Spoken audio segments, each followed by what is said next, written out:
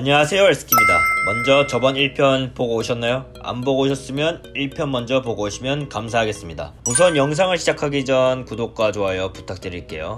제발. 1편에 이어서 2편에서도 스키 초보자들이 많이 하는 질문에 대한 답변을 드릴게요. 1편에서의 질문은 이런 것들이 있었습니다.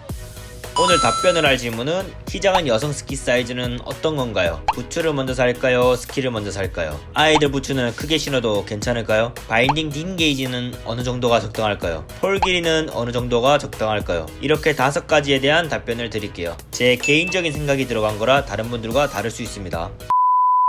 키 작은 여성 스키 사이즈는 어떤 건가요? 1편에서 말씀드렸던 스키는 키보다 작게 가야 할까요? 랑 비슷한 내용의 질문인데 스키의 길이는 키와 관련이 없습니다. 스키에 힘을 주어 스키를 희게 만들 수 있는 능력과 관계가 있기 때문에 일반적으로 성인 여성 스키어 기준으로는 키가 150cm이신 분이나 170인 분이나 모두 155cm의 스키를 착용합니다. 키가 작으신 분들이 155cm는 너무 긴 거 아니냐 혹은 무리가 있지 않겠냐 라고 생각할 수도 있어요. 하지만 스키의 모델은 많습니다. 최상급 스키인 월드컵 스키만 있는 게 아니라 조금 더 약한 데모 버전도 있고요. 그 밑에는 좀 더 약한 모델도 많습니다. 그렇기 때문에 너무 길이에 대한 고민을 하지 마시고 길이는 155cm를 탄다는 가정하에 내가 어느 등급의 스키를 희게 만들어서 스키를 돌릴 수 있을지 고민해보시고 구매해주세요.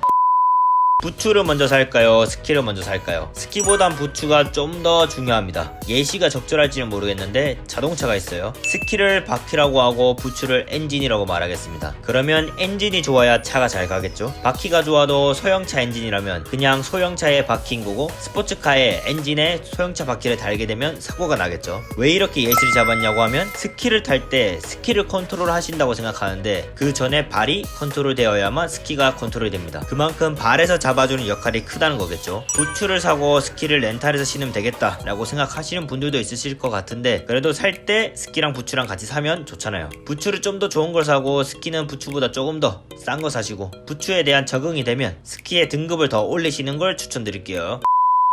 아이들 부츠는 크게 신어도 괜찮을까요? 스키라는 계절, 운동 특성상 아이들은 한 시즌 스키 타고 다음 시즌 스키를 타려고 하면 발도 크고 키도 크고 해서 장비를 못 신게 되는 경우가 많죠? 그래서 부모님들이 부츠를 크게 사서 다음 시즌까지 아이들 신겨야겠다고 생각하시는 분들 많으실 텐데요. 절대 안 됩니다. 부츠가 발보다 커서 발이 부츠 속에서 놀게 되면 스키의 힘 전달도 제대로 되지 않을 뿐더러 잘못 넘어지게 되면 크게 다칠 수 있습니다. 왜 크게 다치냐 하면 부츠는 스키에 장착되어 있는 상태에서 스킹을 합니다. 넘어지게 되면 부츠와 스키의 탈착 부분이 뒤틀림이 생겨서 스키가 풀리게 됩니다. 근데 부츠가 발 사이즈보다 크게 되면 넘어져도 신체가 부츠에 가해지는 힘이 떨어지게 돼서 스키가 풀리지 않게 되고 다리가 돌아갈 수도 있는 끔찍한 상황이 나올 수도 있습니다. 그렇기 때문에 아이들 안전을 위해서 부츠를 구매해주세요.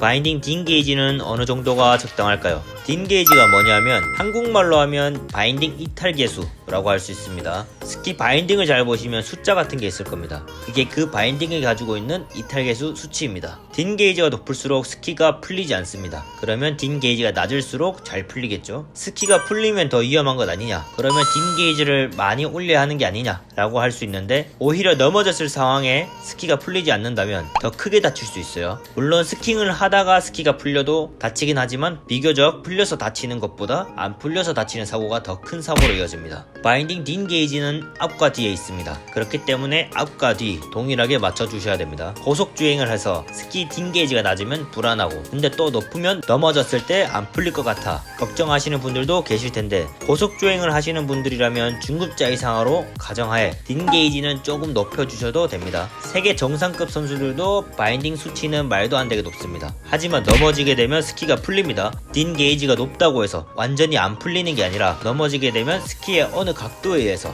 풀리게끔 만들어져 있습니다. 그렇기 때문에 너무 걱정하지 마시고 조절해주세요. 초보자분들이나 바인딩 수치를 어느 정도 놓을지 모르시는 분들은 제가 하단에 링크를 올려놓을게요. 그거를 보시고 들어가서 한번 보시면 좋을 것 같아요.